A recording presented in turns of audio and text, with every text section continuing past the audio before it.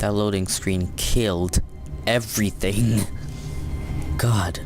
Okay, I don't know now. I do not know. Is this Stanley? Is this Mariella? I don't know.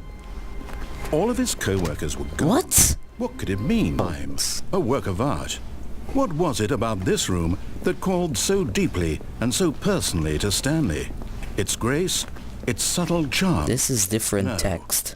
Stanley knew it was something deeper, something darker. This time I'm not gonna fall off though. Following directions, I'm not gonna fall off this time because that wasn't really impressed with the results of that. For me, I don't want to go through the video sequence again, so I'll answer the phone and see what happens.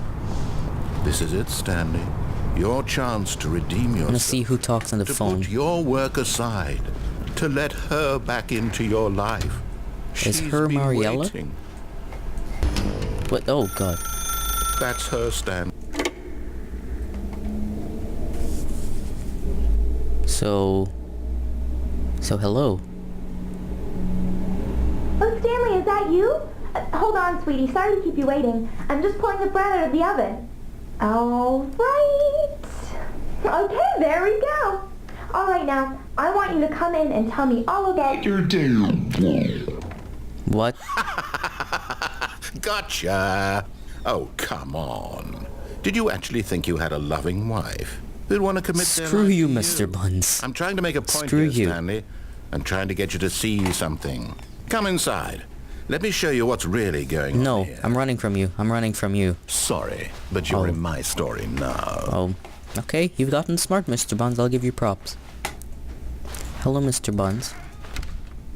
Mr. Buns? This is a very sad story about the death of a man named Stanley. Stanley is quite a boring fellow. He has a job that demands nothing of him, and every button that he pushes is a reminder of the inconsequential nature of his existence. Look at him there, pushing buttons, doing exactly what he's told to do. I know what to do this Now time. he's pushing a button. Now he's eating lunch. Now he's going home. Now he's coming back to work. What button One do you might want me to even feel press? sorry for him, except that he's chosen this life. What button do you want me to press? Oh, okay, I'll press P. Oh, so...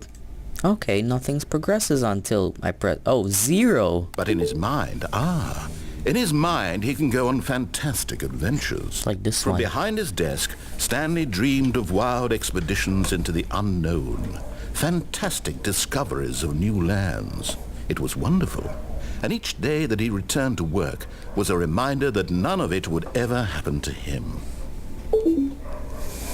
M? Okay. And so he began to fantasize about his own job. First, he imagined that one day while at work, he stepped up from his desk to realize that all of his co-workers, his boss, everyone in the building had suddenly vanished off the face of the earth.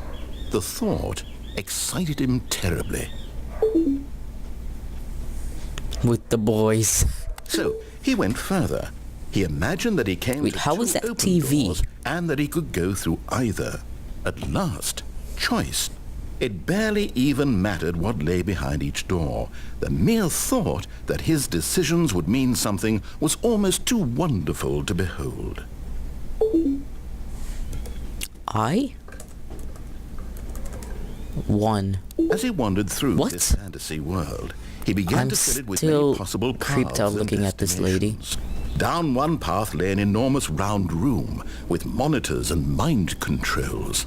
And down another was a yellow line that weaved in many directions. And down another was a game with a baby. A game And with he a baby? called it the Stanley Parable. It was such a wonderful fantasy, and so in his head he relived it again, and then again, and again, over and over, wishing beyond hope that it would never end, that he might always feel this free. Surely there's an answer down some new path, mustn't there be? Perhaps if he played just one more time. But there is no answer. How could there possibly be? In reality, all he's doing is pushing the same buttons he always has. Nothing has changed. The longer he spends here, the more invested he gets, the more he forgets which life is the real one.